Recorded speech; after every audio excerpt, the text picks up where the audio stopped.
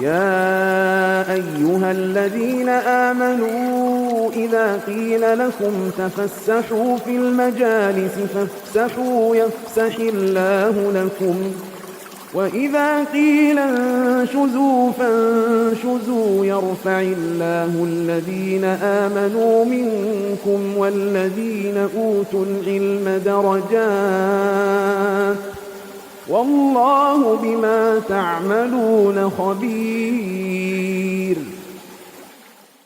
Assalamualaikum warahmatullahi wabarakatuh. Innal hamdalillah nahmaduhu wa nasta'inuhu wa nastaghfiruh wa na'udzu billahi min shururi anfusina wa min sayyiati a'malina. May yahdihillahu fala mudilla lahu wa may yudlil fala hadiya lahu. Asyhadu an la ilaha illallah wahdahu la syarika lahu wa asyhadu anna Muhammadan abduhu wa rasuluh. Qala Allah Ta'ala ya ayyuhalladzina amanu taqullaha haqqa tuqatih wa la tamutunna illa wa antum muslimun. Wa qala ta'ala ya ayyuhalladzina amanu taqullaha wa qulu qawlan sadida yuslih lakum a'malakum wa yaghfir lakum dhunubakum wa may yuti'illaha wa rasulahu faqad faza fawzan 'azima. Fa inna asdaqal hadithi kitabullah wa khairal hadi hadi Muhammadin sallallahu alaihi wasallam wa syarrul umuri muhdatsatuha wa kullu muhdatsatin bid'ah wa kullu bid'atin dhalalah. Amma ba'd, ma'asyiral muslimin, jamaah salat subuh rahimani wa rahimakumullah. Insyaallah pada kesempatan kali ini kita kembali melanjutkan pembahasan kita terkait kitab Al-Jannatu wan Nar, di mana pada kesempatan kali ini setelah penulis kitab itu menjelaskan beberapa amalan yang dengannya seorang itu bisa masuk ke dalam surganya Allah Subhanahu wa taala. Kemudian penulis di sini membuat satu bahasan penting yang menjelaskan tentang para penghuni surga, bahwasanya atau sebelum penulis itu menjelaskan profil atau para penghuni surga itu siapa saja, beliau itu memberikan bahasan terkait tentang bahwasanya jalan menuju surga Allah Subhanahu wa taala itu penuh hambatan dan rintangan. Bahasan ini tentu sangat penting untuk kita bersama-sama renungkan.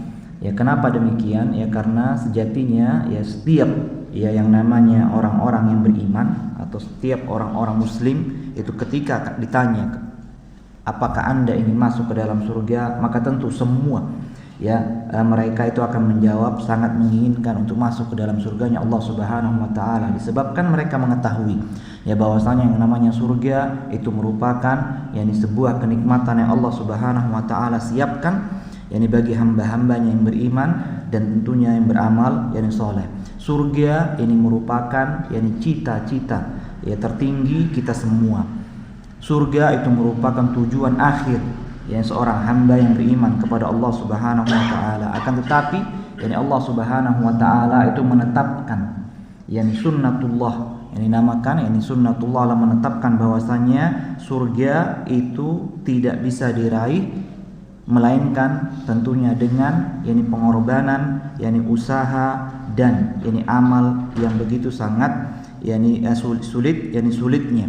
Sebagaimana seorang tidak mungkin bisa memperoleh hasil tanpa menanam benih dan merawatnya, begitu pula surga itu tidak mungkin untuk bisa kita raih kecuali dengan kita banyak-banyak melakukan amal soleh. Namun di sini kalau kita melihat fenomena yang terjadi tidak sedikit kita dapati di tengah umat ini munculnya jurang yang begitu sangat lebar.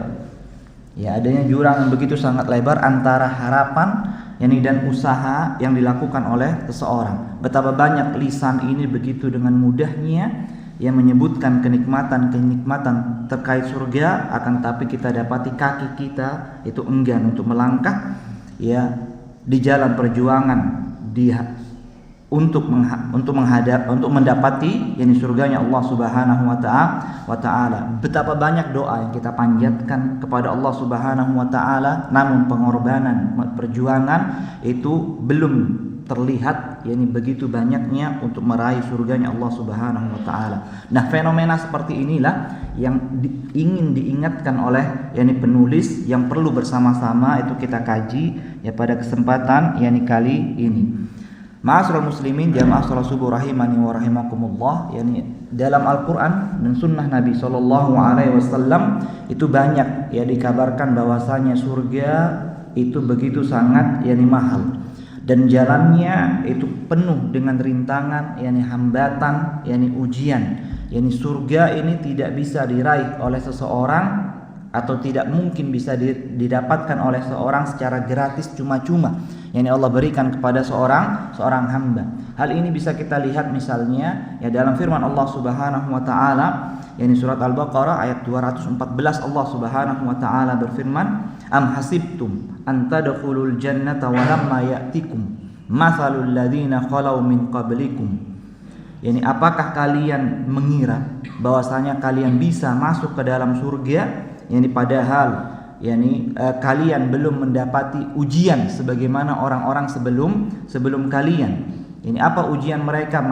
Matsathumul ba'sa wad dharra.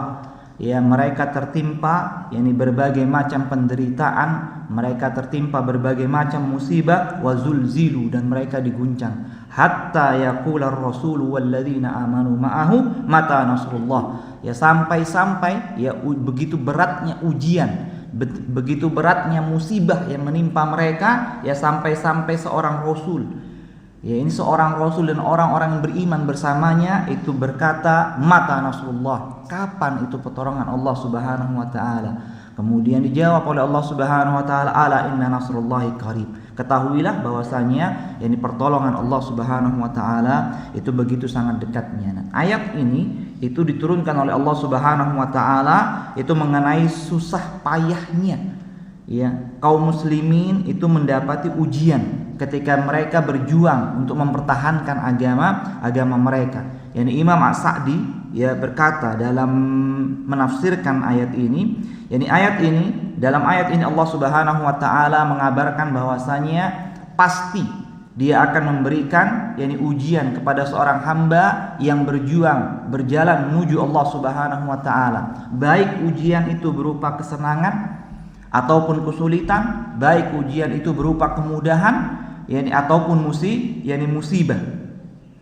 Dan ini merupakan sunnatullah yang tidak mungkin berubah, yang tidak mungkin Allah Subhanahu wa taala ganti. Barang siapa yang dia mempertahankan agama, barang siapa yang dia berusaha untuk menerapkan syariat Islam itu dalam dirinya, pada keluarganya, maka pada saat itulah Allah Subhanahu wa taala pasti akan memberikan ujian kepada orang tersebut. Barang siapa yang sabar atas ketetapan Allah Subhanahu wa taala padanya ketika dia mempertahankan agamanya, dan dia tidak memperdulikan berbagai macam kesulitan yang ada di hadapan matanya, maka pada saat itulah dia akan mendapatkan gelar as-shadiq, jujur dalam keimanan, keimanan ketika mereka mau berjuang di jalan Allah Subhanahu wa taala. Kemudian Imam As-Sa'di itu berkata, wa man ja'ala fitnatan nas ka'adzabillah. Barang siapa yang menganggap bahwasanya ujian Allah Subhanahu wa taala itu seperti ujian yang didapati dari orang yang ada di sekitarnya itu seperti azab Allah baginya, maka pada saat itulah dia dikatakan orang-orang yang dusta terhadap keimanannya. Nah, ketika Allah Subhanahu wa taala itu berfirman matsathumud ba'sa wad dharra, mereka tertimpa al-ba'sa. Ibnu Abbas dalam menafsirkan makna al-ba'sa itu artinya al-faqr. Ketika mereka ditimpa oleh kefakiran, masathumul ba'sa'u, ba'sa itu kefakiran, wad-dharra yang dikatakan malapetaka, kesulitan, itu maksudnya katanya Ibnu Abbas adalah as-saqmu, rasa sakit. Dikatakan oleh Sa'di itu al-amrad fil abdan, penyakit yang menimpa pada tubuh manusia. Nah, itu pasti itu akan terjadi bagi orang-orang yang berusaha untuk memperjuangkan agama Allah Subhanahu wa taala. Nah, dikatakan wazulzilu, dan mereka itu diguncang. Itu ditafsirkan oleh As-Sa'di, makna dari az-zulzilu itu anwaul makhawif, berbagai macam rasa takut, ancaman pembunuhan, perampasan harta, yakni pengusiran yang dari tempat yang tinggalnya, ya begitulah makna zulzilu, dan berbagai macam musibah lain yakni lainnya. Ya, jadi itu makna zulzilu, diguncang. Itu hatta, bayangkan Pak, saking beratnya musibah yang menimpa kaum muslimin ya dulu itu, sampai seorang rasul itu kan, karena kalau orang tertimpa tiap hari misalnya musibah, yakni ujian itu mereka tertimpa, itu mereka rasakan ujian tersebut, padahal mereka yakin bahwasanya pertolongan Allah itu pasti akan datang, tapi tentu akan merasa sangat lama sekali. Ya beda seorang itu yang ketika diuji misalnya dalam sepekan itu 2 kali, yang berbeda tentu rasanya dengan orang yang diuji yang selama sepekan itu setiap harinya. Ya, maka tentu hari itu akan serasa panjang. Oleh karena itulah ya sampai seorang rasul dan orang-orang yang beriman bersama rasul tersebut itu berkata, mata Nasrullah, bukan yang kapan pertolongan Allah, itu bukan karena ragu. Ya, bukan karena ragu akan datang pertolongan Allah Subhanahu wa taala, akan tapi apa? Karena beratnya ujian yang menimpa mereka, sehingga mereka merasa begitu sangat panjang sekali waktu ini. Ya, maka mereka bertanya, ya ini mata Nasrullah, ya begitu sangat beratnya, bukan karena ragu. Ya, makanya diberikan keringanan oleh Allah Subhanahu wa taala, diingatkan ala nasrullahi yani qarib. Ketahuilah bahwasanya pertolongan Allah Subhanahu wa taala itu begitu sangat dekat sekali. Demikianlah yakni sunnah yakni Allah Subhanahu wa taala terhadap setiap orang yang dia memperjuangkan yakni kebenaran, ya pasti akan diuji oleh Allah Subhanahu wa taala. Setiap ujian itu semakin berat. Ketika keadaan itu semakin sulit dan dia tetap bersabar, yakni di atas ujian tersebut, ketahuilah bahwasanya itulah tanda bahwasanya pertolongan Allah Subhanahu wa taala itu pasti akan datang yakni kepadanya. Dan banyak sekali Pak ya ayat-ayat yang semisal dengan ayat ini, seperti misalnya dalam surat Ali Imran ayat 142, surat Al-Ankabut ayat 1 sampai 3. Yani Allah Subhanahu wa taala misalnya dalam surat Ali Imran itu berfirman, am hasibtum an tadkhulul jannah walamma ya'lamillahu alladhina jahadu minkum wa la ya'lamas sabirin. Yani apakah kalian mengira kalian akan masuk ke dalam surga padahal Allah Subhanahu wa taala belum mengetahui yani siapa orang-orang yang berjuang ya di antara kalian dan orang-orang yang mau bersabar. Ya jadi pasti itu Pak. Ya Allah Subhanahu wa taala pasti akan memberikan ujian kepada seorang ingin melihat kesabaran, yakni kesabarannya. Bukan Allah tidak mengetahui, tapi Allah ingin melihat ini apa yang sudah dia lakukan yakni untuk berjuang di jalan Allah Subhanahu wa taala. Kemudian ayat yang lainnya misalnya ahasiban nasu an yutraku an yaqulu amanna wa hum la yuftanun. Apakah manusia itu mengira dia akan dibiarkan begitu saja mengatakan aku ini beriman yakni kepada Allah Subhanahu wa taala dan mereka itu belum akan diuji.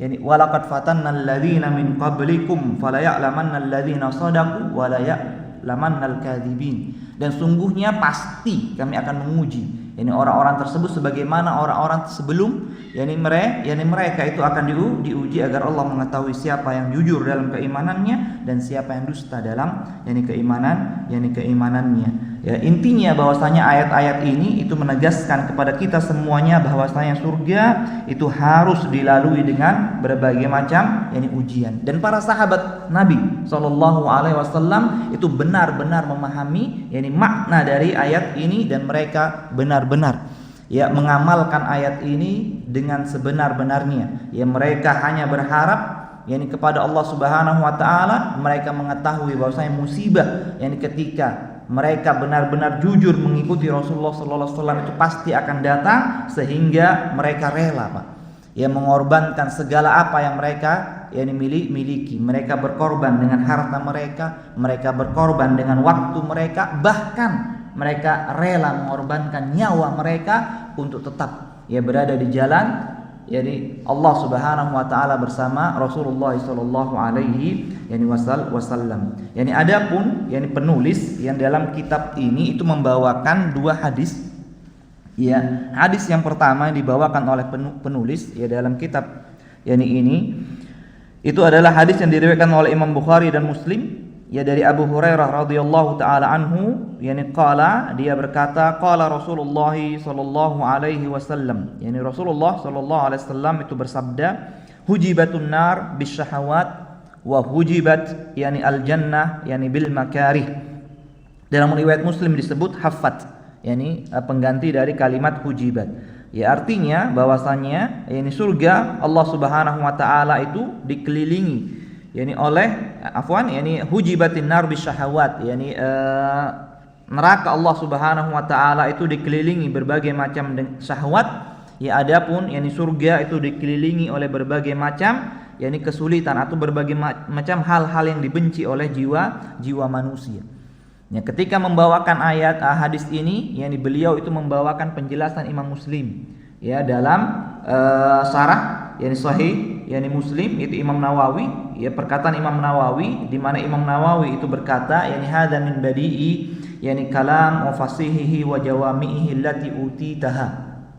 Ya sungguhnya ketahuilah bahwasanya hadis ini merupakan ungkapan yang begitu sangat indah, yani ungkapan yang begitu sangat fasih, yani dari Rasulullah SAW, dan ini merupakan bukti bahwasanya Rasulullah itu memiliki mukjizat yang dinamakan dengan jawami'ul kalim. Ya di antara mukjizat Nabi selain Al-Qur'an itu beliau itu diberikan yani jawami'ul kalim. Apa itu jawami'ul kalim? Ya suatu ungkapan yang begitu sangat sedikit tapi syarat dengan makna. Ya jikalau dijelaskan itu bisa membutuhkan waktu yang begitu sangat panjang. Nah itu termasuk mukjizatnya Nabi SAW, dan itu bisa dilihat dari yani hadis ini dikatakan oleh Imam Muslim. Oh maknahu, yani adapun makna dari hadis ini annahu la yusilul jannah illa birtikabil makarih. Tidak mungkin seseorang itu bisa sampai ke surganya Allah Subhanahu wa taala melainkan dengan dia itu menahan berbagai macam hal yang dia benci. Menahan yani berbagai macam yang dia benci, wanar yani bisyahawat, dan orang itu akan sampai ke nerakanya Allah Subhanahu wa taala dengan dia mengikuti apa yang diinginkan oleh hawa nafsu, yani hawa nafsunya.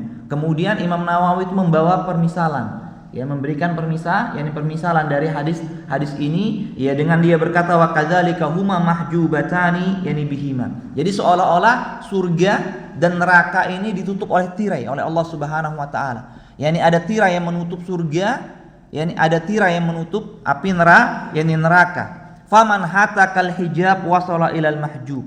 Yani barang siapa yang menyingkap tabir itu, ya dia membuka tabir itu, maka dia akan sampai ke dalam apa yang ada di balik tabir tersebut. Jadi diumpamakan seolah yani tabir. Jadi Allah Subhanahu wa taala itu menutup surga itu dengan tabir yang begitu sangat tidak diinginkan, yani oleh manusia. Yani apabila dia masuk, ya dia buka tabir itu maksudnya dia tahan.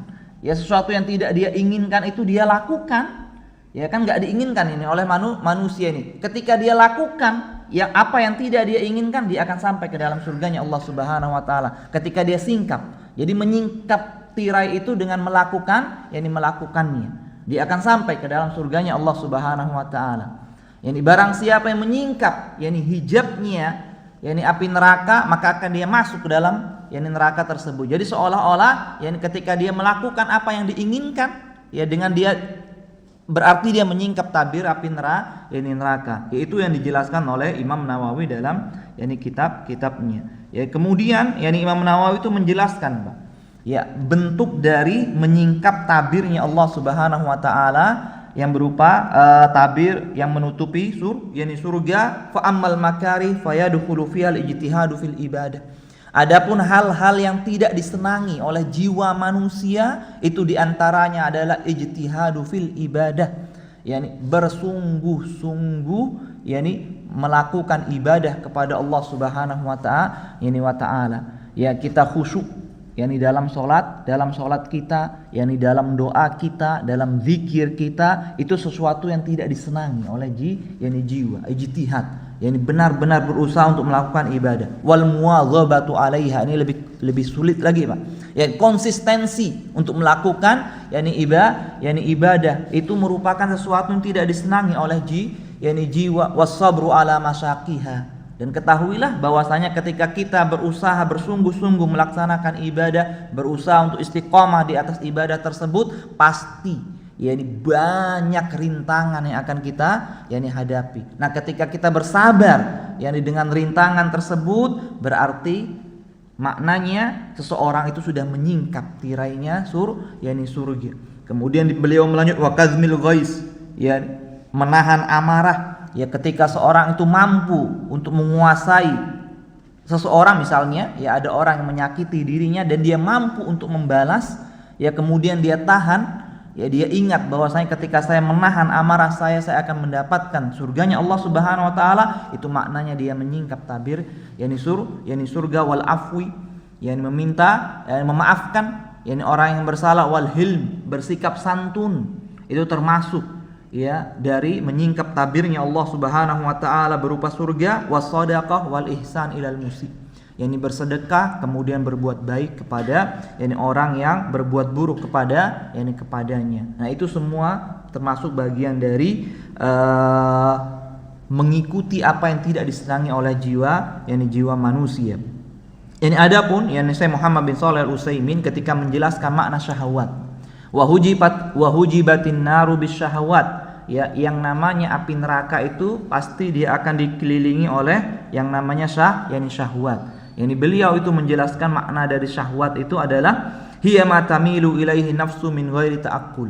Yani segala sesuatu yang diingini oleh jiwa manusia, ya segala sesuatu yang diingini oleh jiwa manusia tanpa manusia itu mempertimbangkan dengan akalnya. Min ghairi ta'aqqul wala tabassur, tanpa dia melihat yakni apa yang ada di balik hal yang disenangi oleh jiwa tersebut, wala mura'at lidin, yakni tanpa memperhatikan aturan-aturan agama. Ya, jadi ada sesuatu yang diinginkan oleh jiwa manusia itu yang dibenarkan oleh yakni Islam, itu boleh kita kejar. Tapi harus kita lihat apakah yang diinginkan oleh jiwa manusia itu dibenarkan sesuai dengan tuntunan yakni agama, wala mura'at li muru'ah. Ya, juga ada sesuatu yang disenangi oleh jiwa manusia itu, tapi kalau kita melihat mempertimbangkan kehormatan diri kita ketika melakukannya, itu bisa jadi itu tidak dibenarkan oleh syariat, yaitu makna dari as-sahawat. Contohnya, ya beliau itu kemudian membawakan contoh seperti zina. Ya seperti zina, wal iyazubillah, semoga Allah Subhanahu wa taala melindungi kita. Yang di perbuatan tersebut, itu zina ini merupakan sesuatu yang begitu sangat diinginkan oleh jiwa manusia, sangat ingin manusia itu melakukannya. Ini akan tapi ketika seorang menahan dirinya untuk tidak mendekati zina tersebut, itu maknanya dia sudah melihat pertimbangan agama, karena agama melarang, dia tahan dirinya padahal dia menginginkan, dorongan jiwa itu begitu sangat kuat sekali untuk melakukannya. Kemudian dia tahan karena dia tahu, dia melihat pertimbangan agama tidak membenarkan, dia tahan, maka disitulah dia akan mendapatkan balasan. Ya karena dia menahan dirinya itu dari perbuatan yang dia inginkan. Seperti misalnya lagi ketika seorang yang hubbul mal, ia mencintai harta. Ya. Jiwa manusia itu sangat senang terhadap harta. Tidak ada manusia yang tidak senang dengan harta. Ketika dorongan jiwanya itu begitu sangat kuat, untuk menumpuk harta, ya untuk memperbanyak hartanya, kemudian dia karena ingin hartanya itu bertambah, dia melakukan pencurian, misalnya dia mencuri ya tanpa mempertimbangkan bahwa saya mencuri itu tidak dibenarkan dalam Islam, maka pada saat itulah dia telah menyingkap tirai api neraka. Tapi ketika dia menahan dirinya, berarti dia itu mau masuk ke dalam surganya Allah Subhanahu wa taala. Dan banyak macam-macam, seperti misalnya beliau akhirnya membawakan seperti kita merendahkan orang lain, ya kita merasa di atas seseorang, sombong dengan seorang, itu kan kita ingin, Pak. Ya siapa yang tidak mau merasa dirinya itu lebih dibandingkan saudaranya. Dia berjuang bersama, pasti ada keinginan jiwanya itu ingin dianggap bahwasanya lebih berhasil daripada temannya. Nah, itu diinginkan, sangat-sangat diinginkan oleh jiwa manusia. Nah, akan tapi ketika dia menahan dirinya, dia tetap bersikap tawadhu, yakni merendahkan diri, yakni dirinya, maka berarti dia memilih yakni untuk menyingkap yakni tirainya, yakni surga, sehingga Allah pun memberikan yakni apa yang dia inginkan. Ya, kemudian hadis yang kedua yang dibawakan oleh penulis itu dalam Sunan An-Nasa'i dan Tirmidzi, juga Abu Dawud, diriwayatkan bahwasanya Abu Hurairah yakni itu berkata bahwasanya Rasulullah sallallahu alaihi wasallam bersabda, "Lamma khalaqallahu al-jannah qala li Jibril." Ya, ketika Allah Subhanahu wa taala itu menciptakan surga, maka Allah itu berfirman kepada Jibril. Nah, ini hadis ini juga pernah kita bawakan ketika kita menjelaskan dalil bahwasanya surga itu sudah ada. yakni saat ini. Ya, selain firman Allah Subhanahu uiddat lil muttaqin. Ya kan, kita bawakan ayat itu, uiddat itu menggunakan fiil madhi, kata kerja bentuk lampau, itu menunjukkan bahwa surga itu sudah dipersiapkan. Nah, di sini ditekankan lagi oleh yakni Rasulullah sallallahu alaihi wasallam dalam hadis qudsi itu, walamma khalaqallahu yakni al-jannah, ketika Allah sudah menciptakan surga. Yani Allah itu berfirman kepada Jibril, berarti surga itu sudah ada saat ini. Ya, Allah itu berfirman kepada Jibril, idhab fanzur ilaiha. Yani pergilah wahai Jibril, ya lihatlah surga tersebut. Nah, ini termasuk juga bukti bahwasanya Jibril ini merupakan malaikat yani al-muqarrab. yakni malaikat yang begitu sangat dekat dengan Allah Subhanahu wa taala. Bayangkan, di antara jutaan malaikat ya yang dipanggil itu adalah malaikat yakni Jibril. Ini menunjukkan bahwasanya Jibril itu kedudukannya begitu sangat dekat dengan Allah Subhanahu wa taala, sehingga hanya Jibril yang dipanggil untuk melihat apa yang ada di dalam surga. Yani fanzur yani ilaiha faqala. Ya, kemudian yakni setelah melihat, ya dia pergi kemudian melihat Jibril, ya maka Jibril itu pun berkata, wa izzatuka la yasma'u biha ahadun illa dakhalaha. Demi kemuliaanmu, izzatuka, demi kemuliaanmu, dalil bahwasanya kita boleh bersumpah dengan menyebut sifatnya yakni Allah Subhanahu wa taala, dengan ketinggianmu, yakni dengan kemuliaanmu, dengan kedudukanmu. Ya Allah, itu boleh kita bersumpah dengan sifatnya yakni Allah Subhanahu wa taala. La yasma'u biha ahadun illa dakhalaha. Tidak ada seseorang yang mendengarkan berbagai kenikmatan yang ada di surga pasti ingin memasuki ini surga tersebut. Kemudian Allah Subhanahu wa taala fahaffaha bil makarih. Akan tapi setelah dia ciptakan surga, Allah Subhanahu wa taala membuat yakni tirai, ya, mengelilingi surga itu dengan tirai yang begitu sangat tidak diinginkan oleh manusia. Faqala idhab fanzur ilaiha. Ya Jibril, saat ini engkau coba pergi. Yani saat ini ke surga, kemudian engkau lihatlah yani apa yang aku yang diletakkan di surga tersebut. Fathaba fanadhara ilaiha. Kemudian pun beliau pergi kemudian melihat. Tsumma jaa faqala wa izzatuka. Ketika setelah melihat kemudian datang kepada Allah Subhanahu wa taala, kemudian Jibril berkata, wa izzatuka, demi kemuliaanmu ya Allah, laqad khasitu alla yadkhulaha ahadun. Aku sangat khawatir ya tidak ada seorang pun yang dapat masuk ke dalam surga. Ya karena apa Pak? Melihat berbagai hal yang tidak disenangi oleh yakni manusia itu dikelilingi. Yang mengelilingi surganya Allah Subhanahu wa taala. Bayangkan malaikat Jibril itu berkata demikian, yang dia tahu sifatnya manusia itu seperti apa. Ya. Itu yang dibawakan oleh penulis hadisnya. Intinya hadis ini menunjukkan bahwasanya jalan menuju surga yakni menuntut yakni perjuangan melawan hawa nafsu, yakni perjuangan untuk menghilangkan rasa malas yang ada dalam diri kita, yakni maka keinginan yakni untuk meraih surganya Allah Subhanahu wa taala tanpa kesiapan. Yani bagi kita semuanya berjuang sejatinya merupakan yakni angan-angan kosong yang dinamakan dalam Islam atau dalam syariat itu adalah at-tamanni. Dan tamanni ini Pak merupakan penyakit yakni hati. Yakni angan-angan kosong ini merupakan penyakit yakni penyakit hati. Bagaimana cara kita bisa menghilangkan penyakit hati berupa yakni tamanni? Maka ada yakni nasihat yang baik ya dari seorang yakni sahabat besar yang bernama Ali bin Abi Thalib yakni agar seorang itu tidak hinggap ya dalam dirinya itu yakni tamanni. Ya karena apa kita sebutkan? Ya fenomena yang ada yaitu saat ini itu banyak manusia ya menginginkan hasil yang besar ya dengan usaha yang kecil.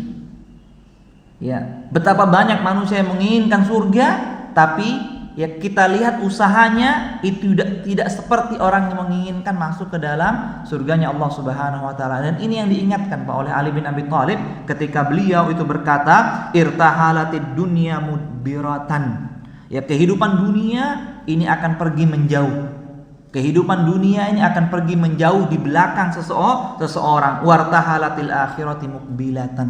Dan sungguhnya kehidupan akhirat itu kian semakin mendekat di hadapan yakni manusia walikulli wahidatin minhuma banun. Dan setiap keduanya itu memiliki yakni anak katanya.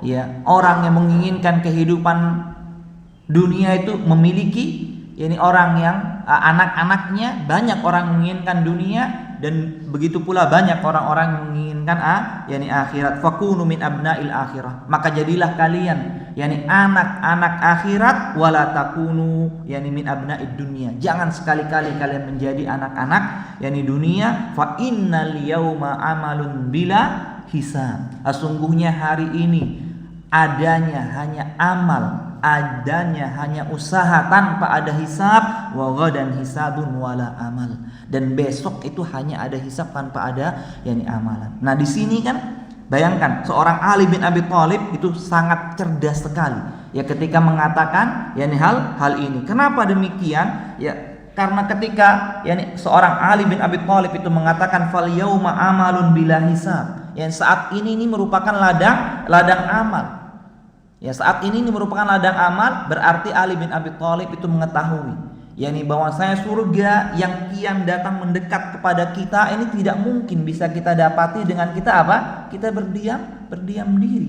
Hanya berharap kepada Allah Subhanahu wa taala, hanya memanjatkan doa kepada Allah Subhanahu wa taala. Tidak mungkin surga itu bisa diraih dengan hal tersebut. Oleh karena itulah beliau itu menyatakan hari ini waktu kita untuk beramal, enggak ada hisab. Hari ini tidak ada hisab. Kemudian beliau mengingatkan, ya kenapa seseorang itu memiliki at-tamanni, angan-angan kosong, itu karena seorang itu begitu cintanya kepada dunia. Sehingga beliau mengatakan wala takunu min abna'i adun dunia. Jangan sekali-kali kalian menjadi anak-anak dunia. Karena apa? Kecintaan kita yang begitu besarnya terhadap dunia inilah yang menjadikan kita itu begitu sangat malas untuk beramal menuju akhirat. Akan tapi kita alihkan amalan tersebut untuk mengejar dunia. Ya, ini yang tidak diinginkan oleh seorang Ali bin Abi Thalib. Oleh karena itulah ya kalau kita melihat hadis-hadis Nabi SAW, maka kita dapati bahwasanya kelemahan kita malasnya umat Islam itu disebabkan karena mereka itu begitu sangat cinta kepada dunia. Ketika seorang itu cinta kepada dunia, maka dia tentu akan takut yang namanya mati. Nah, ketika itu yang ada dalam diri seorang beriman, maka dia sudah tertimpa yang namanya penyakit wahan. Ya, nah dengan sebab wahan ini kita semua ketahui bahwasanya sebagaimana disebutkan oleh Nabi SAW, hampir seluruh bangsa-bangsa ini, seluruh umat ini itu menyergap kalian atau menyerang kalian. Ya sebagaimana seseorang itu datang ke tempat makan, makannya. Ya kan para sahabat ini heran ini kok bisa di bangsa-bangsa yang begitu banyaknya itu kok semuanya itu ingin menyerang umat Islam. Apakah kami pada waktu itu begitu sangat sedikit ya Rasulullah? Dikatakan bal antum katsir. Ya, akan tapi kalian pada saat itu begitu sangat banyaknya. akan tapi yakni banyaknya kalian itu seperti buih yang ada di lautan. Ya, kenapa demikian? Karena tertimpa yang namanya penyakit wahan. Ya, jadi kecintaan kita yang begitu sangat besar ya kepada dunia itu menyebabkan rasa yakni malas, yakni untuk yakni beramal.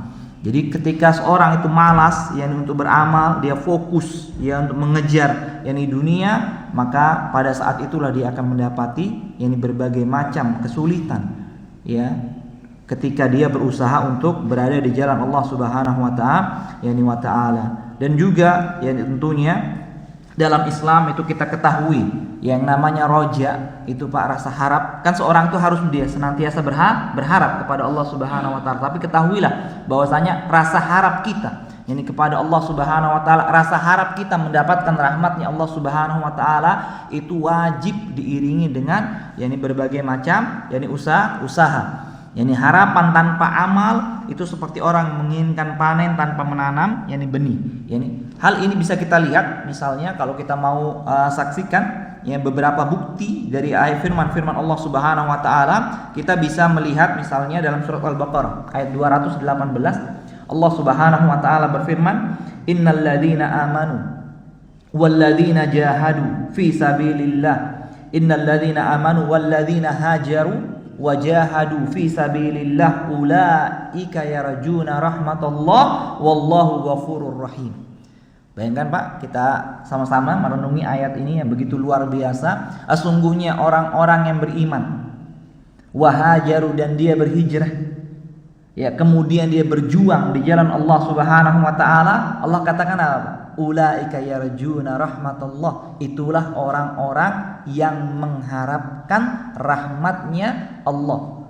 Ar-raja itu harus diiringi dengan usaha. Enggak mungkin ya seseorang itu mengharapkan rahmatnya Allah tanpa dia sebelumnya melakukan usaha. Makanya di dalam ayat ini kan dikaitkan 3 amalan. Ya. Siapa orang-orang yang mengharapkan rahmatnya Allah Subhanahu wa taala hanya dengan doa, Pak? Ya, nggak bisa. Hanya dengan doa. Ya, hanya dengan berharap saja nggak bisa. Harus diiringi apa? Siapa itu? Orang-orang yang beriman.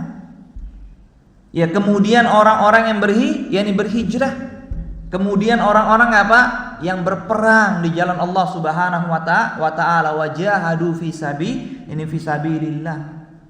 Jadi 3 amalan ini ya dikatakan oleh Sa'di ya ketika menafsirkan ayat ini, yani faman qama bihadhil a'mali tsalasah, barang siapa yang melakukan 3 amalan ini ya dengan menahan berbagai macam kepayahan, kesulitan, penderitaan ya dalam melakukan 3 amalan ini ya, maka tentu yakni amalan-amalan yang lainnya itu lebih kuat dia untuk melakukannya. Ya, amalan-amalan yang lain akan dia lebih kuat karena 3 amalan ini penentunya dikatakan di sini. Nah, ketika dia mampu yakni untuk menahan semua berbagai macam rintangan untuk melakukan 3 amalan ini, itulah orang yang senantiasa berharap akan rahmatnya Allah Subhanahu wa taala, yang mendapatkan kasih sayangnya Allah yakni Subhanahu wa taala. Jadi rahmatnya Allah itu Pak, yang kita katakan ini juga rahmat ini juga jangan kita salah pahami. Ya, surga Allah Subhanahu wa taala itu begitu sangat mahal. Ya, surga Allah Subhanahu wa taala begitu sangat mahal sekali. Nah, karena dia begitu sangat mahalnya, Allah memiliki yang namanya yakni rahmat. Karena apa? Ya, makanya kan Allah itu berikan pahala dengan amalan yang sedikit, itu pahala yang begitu sangat banyaknya. Saya contohkan misalnya, ya salat sunat yakni fajar. Itu kan kalau kita kerjakan Pak malah diperintahkan oleh Rasulullah SAW Pak khafif.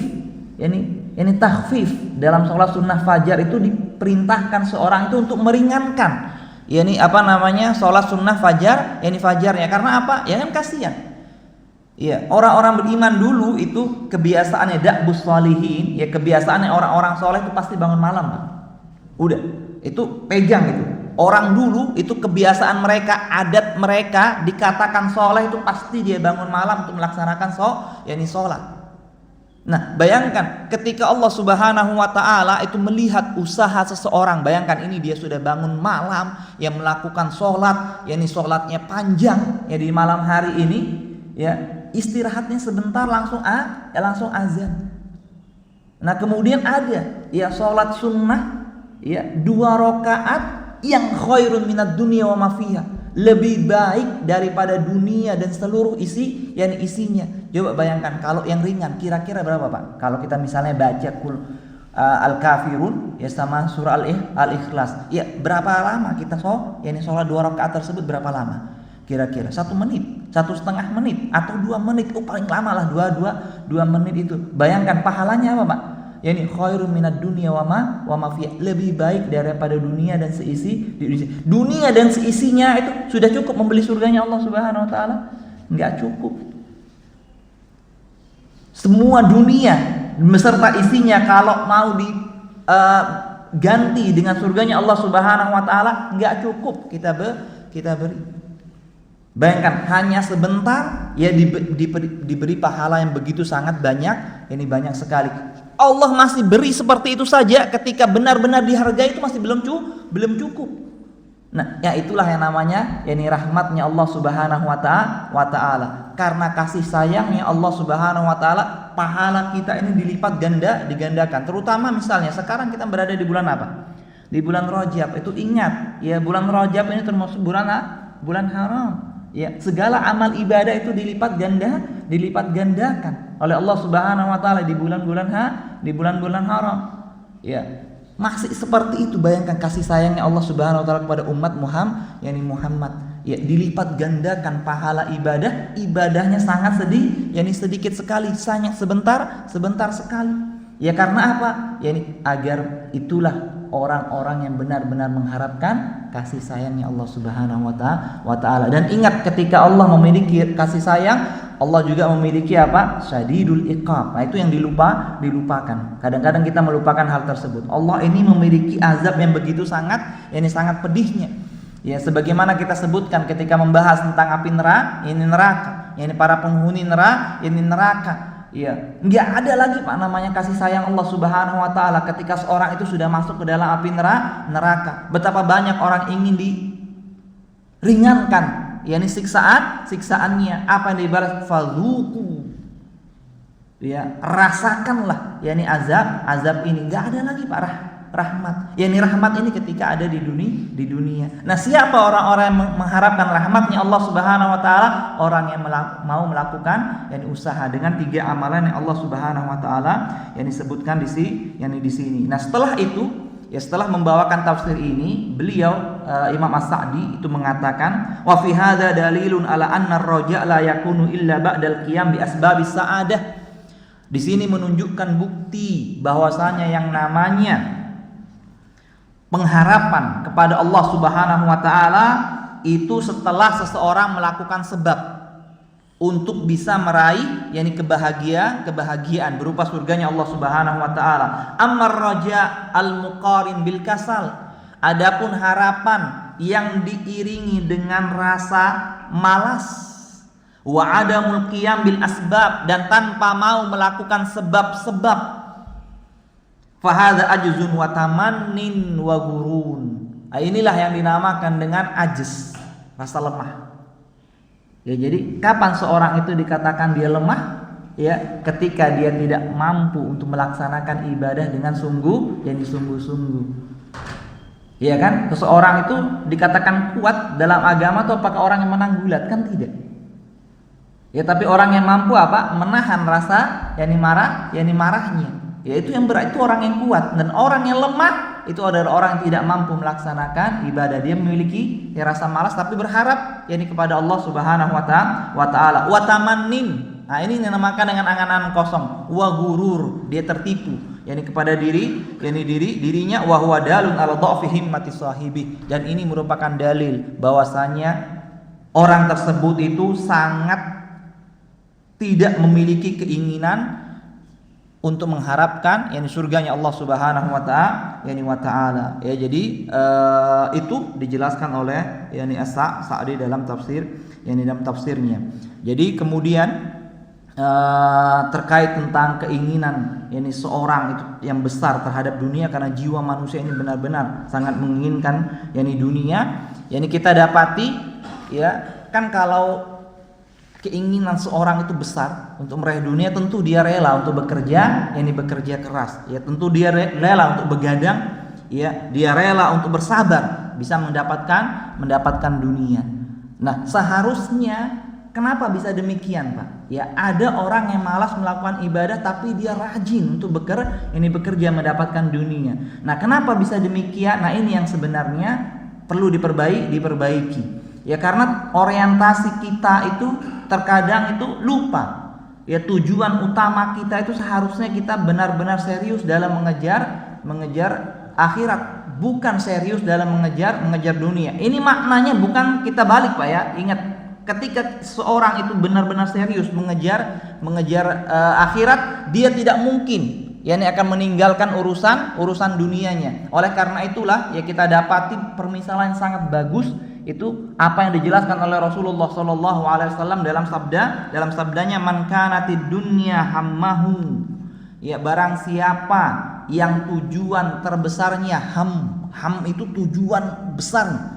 Ya barang siapa yang tujuan besarnya adalah dunia, katanya farraqallahu yakni amrahu, Allah akan cerai beraikan yakni urusannya, wa ja'ala faqrahu baina aidihi atau baina ainaihi, ya Allah akan jadikan kefakiran itu ada di hadapan matanya, walam ya'tihi minad dunya illa qad kutiba lahu, dan tidak akan datang ya rizki berupa dunia kepadanya kecuali apa yang Allah Subhanahu wa taala takdirkan kepadanya. Nah, di sini intinya faman kanatil akhirat niyatahu, barang siapa yang tujuan terbesarnya adalah akhirat. Nah, diperhatikan di sini, Pak, bukan kita untuk malas-malas mencari dunia. Ya, karena apa? Karena Rasulullah sallallahu alaihi wasallam bersabda, jama'allahu lahu amrahu, maka Allah akan gabungkan, ya tidak cerai beraikan, Allah akan satukan urusannya. Maksudnya apa? Urusan akhiratnya, urusan dunianya itu disatukan oleh Allah Subhanahu wa taala, bukan dipisah. Ya, jadi ketika kita itu benar-benar yang mengharapkan surganya Allah Subhanahu wa taala, bukan berarti seseorang itu harus dia meninggalkan dunia, enggak. Tapi Allah akan gabungkan urusannya, wa ja'ala ginahu yani fi qalbihi. Nah, maka Allah akan jadikan kekayaannya itu ada di hatinya. Ya, Allah akan berikan dia rasa cukup.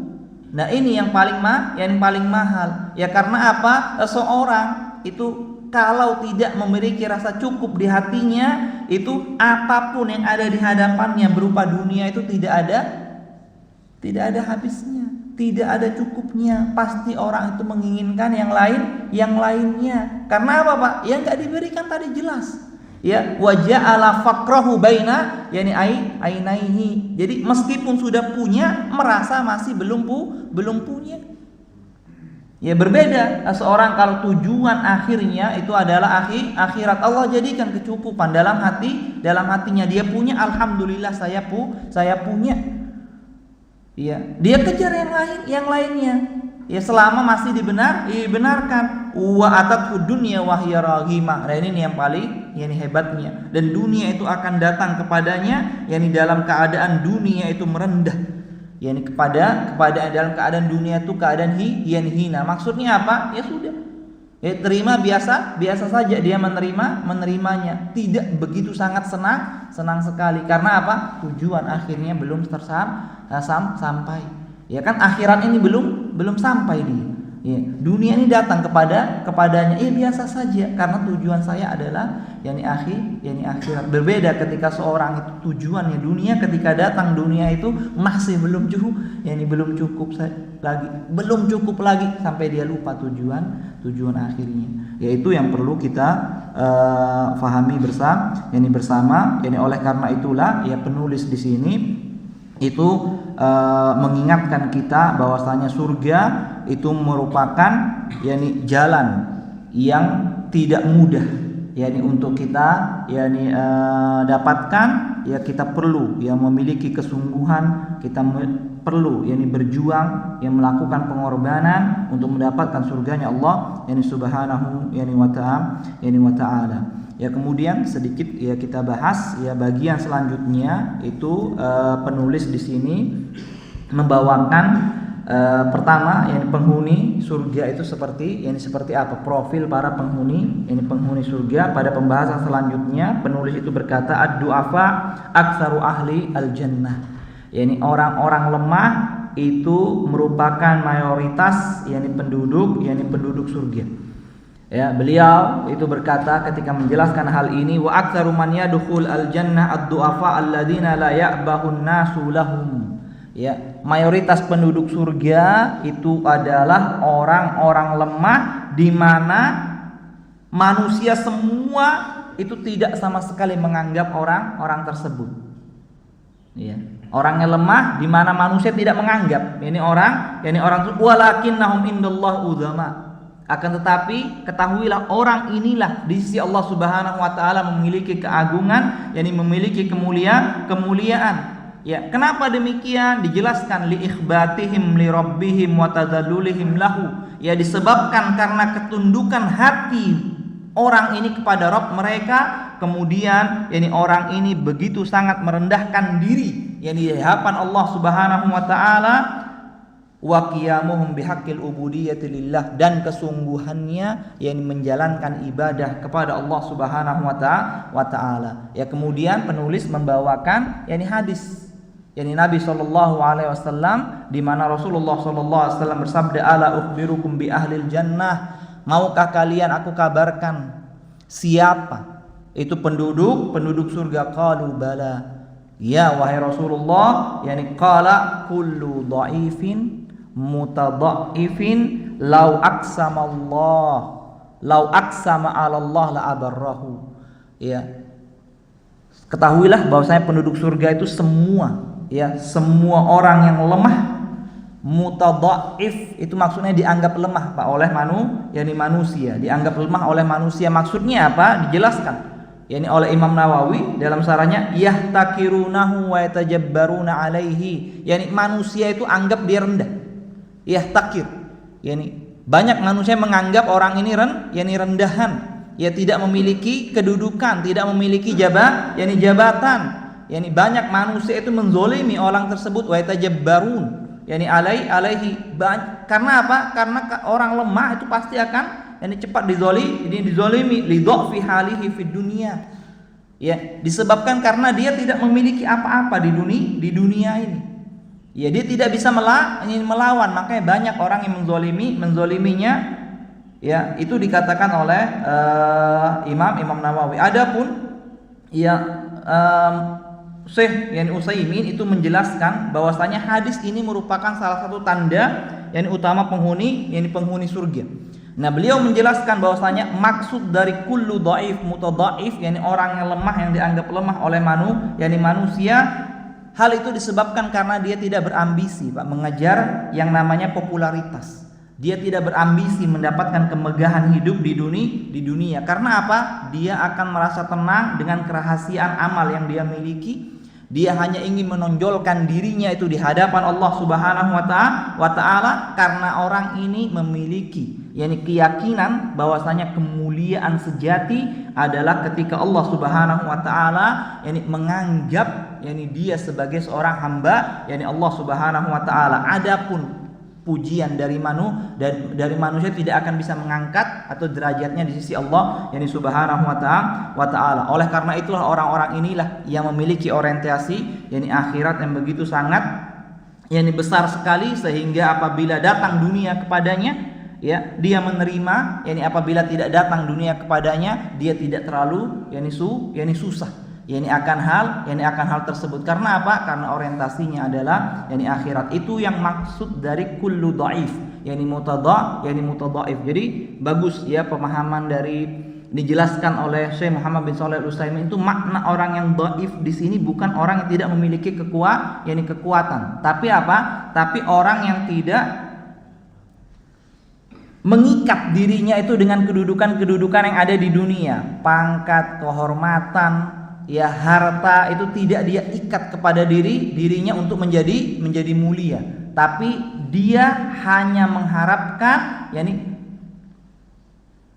di sisi Allah Subhanahu wa taala, mengharapkan segala kebaikan itu di sisi Allah Subhanahu wa taala. Ya misalnya orang ini dizolimi, misalnya dia tidak menggunakan kedudukannya yakni untuk membela dirinya, tapi dia hanya berharap agar Allah Subhanahu wa taala yang membalas yakni kedudukannya. Kita lihat ya bagaimana Rasulullah Shallallahu alaihi wasallam ketika dia dizolimi, padahal Rasulullah itu pemimpin kaum muslimin. Ya, mudah bagi Rasulullah sallallahu alaihi wasallam itu dengan apa yang dia miliki berupa dunia, ya, berupa pasukan itu kan membalas, tapi tidak membalas dengan hal tersebut, tapi dia hanya berharap kepada Allah, berdoa kepada Allah Subhanahu wa taala, yaitu pemahaman dari makna dari ini dhaif, yakni mutadhaif. Nah, di sini salah satu bukti dia ini dianggap oleh Allah Subhanahu wa taala memiliki kemuliaan di sisi Allah Subhanahu wa taala itu dikatakan oleh Rasulullah, lau aqsama 'ala Allah la abarrahu. Seandainya orang ini bersumpah ya dengan menyebut nama Allah akan sesuatu, maka pasti Allah akan kabulkan sumpahnya tersebut. Nah, ini bentuk kemuliaan dia di sisi Allah Subhanahu wa taala. Ini contohnya misalnya yang terjadi itu beliau bawakan di sini contohnya adalah kisah terkait tentang Rubai yakni bin Nadhr, ya, saudari perempuan dari Anas bin Nadhr.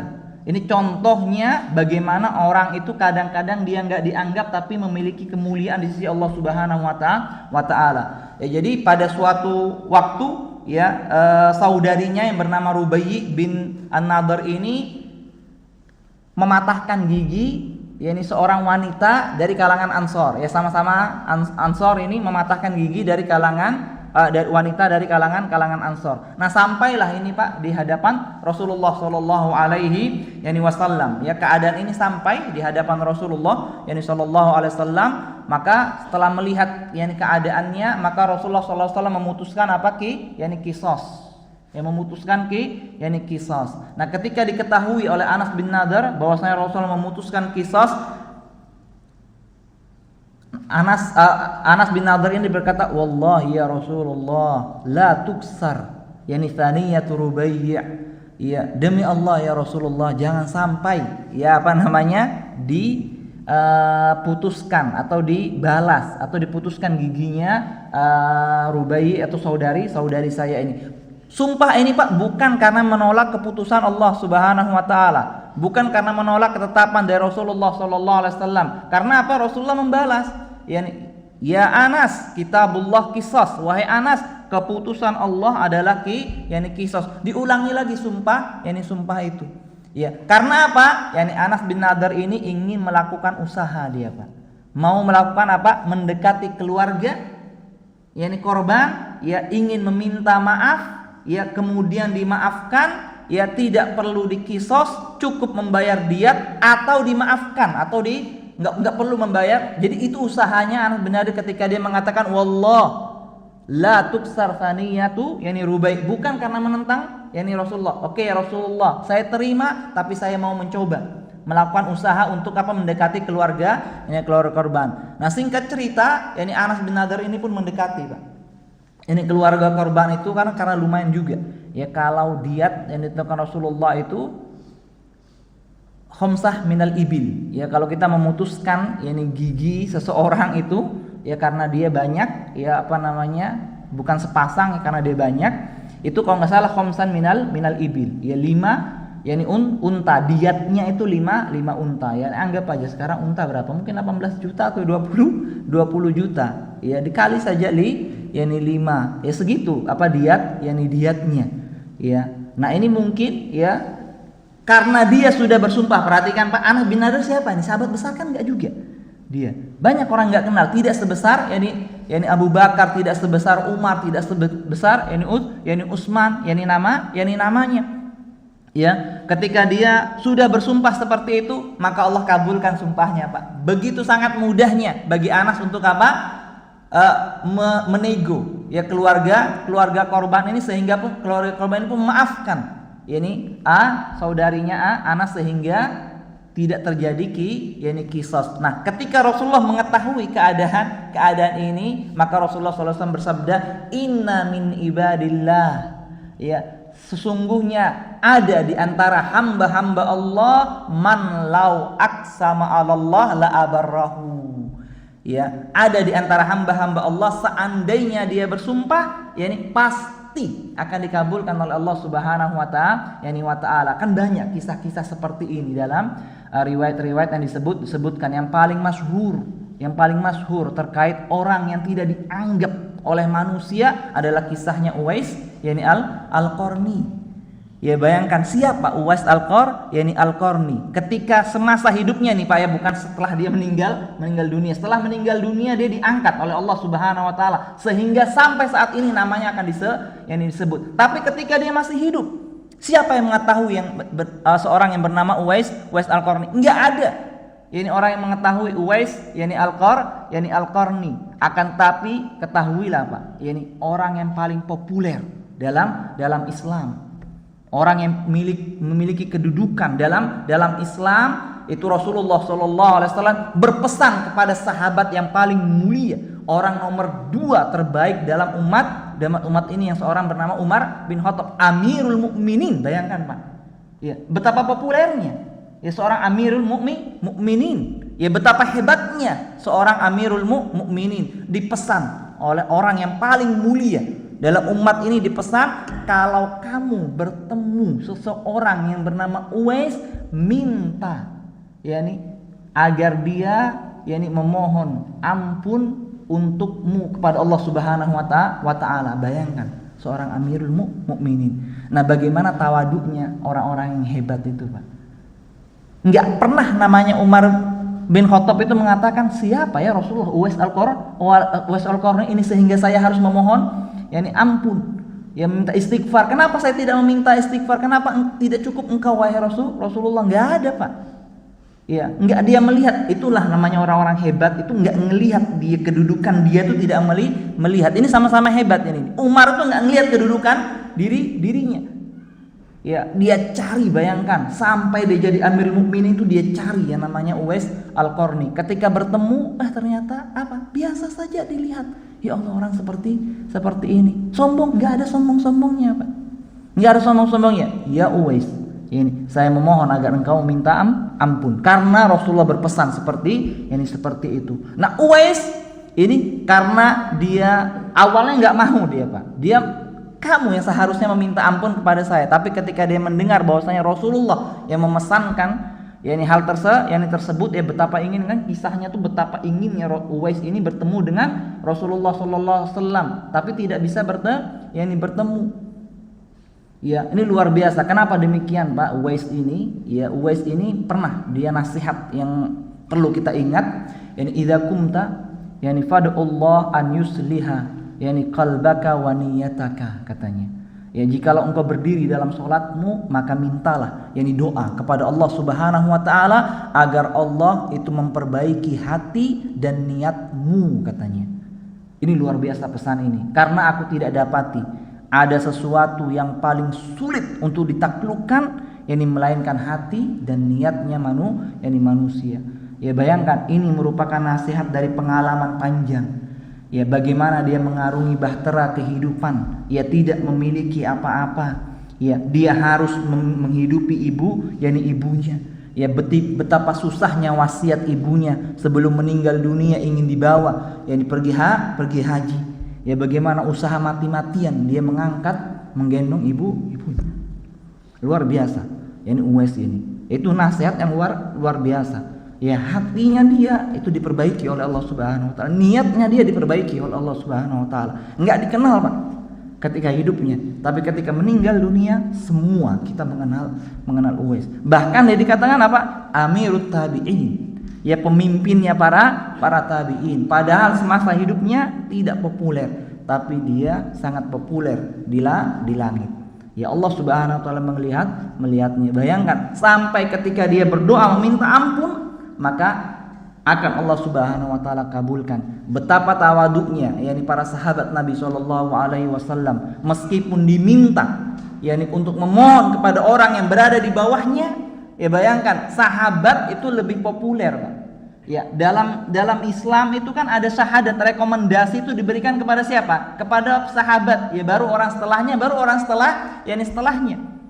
Ya kan, itu dalam Al-Qur'an, bayangkan seperti itu. Tapi mereka ya ketika mendengar perintah Rasulullah SAW enggak melihat kepopuleran tersebut. Nah, itulah maknanya orang yang lemah. Kullu dhaif yani mutadhaif. Dikatakan Syekh Utsaimin. Ya, dia tidak mengaitkan kedudukannya yang dia miliki di dunia itu untuk dirinya.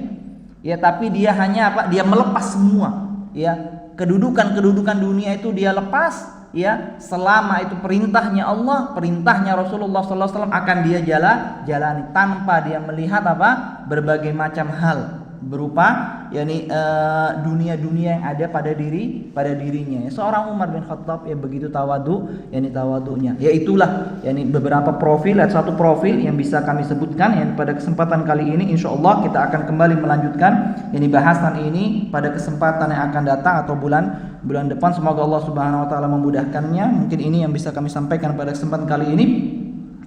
Wabillahi taufiq wal hidayah. Subhanakallahumma wa bihamdika asyhadu an la ilaha illa anta astaghfiruka wa atubu ilaik. Assalamualaikum warahmatullahi wabarakatuh.